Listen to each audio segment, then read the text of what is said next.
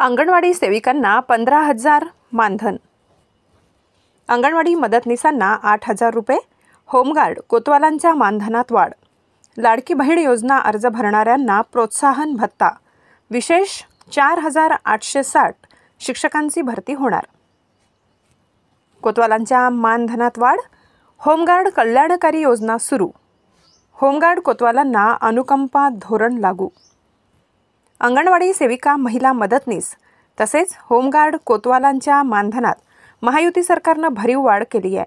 अंगणवाडी सेविकांना 15,000 रुपये तर अंगणवाडी मदतनीसांना 8,000 रुपये मानधन देण्याचा निर्णय सरकारने घेतलेला आहे। यामध्ये ज्या अंगणवाडी सेविका लाडकी बहीण योजनेचे अर्ज भरतील त्यांना प्रोत्साहन भत्ता देखील दिला जाणार आहे।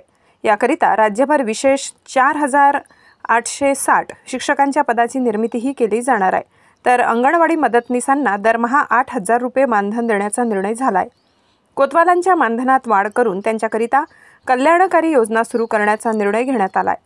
याशिवाय होमगार्ड किंवा कोतवाल यांचा काम करताना मृत्यू झाल्यास त्यांच्या वारसांना अनुकंपा तत्वावर नियुक्ती देखील देण्यात येणार आहे।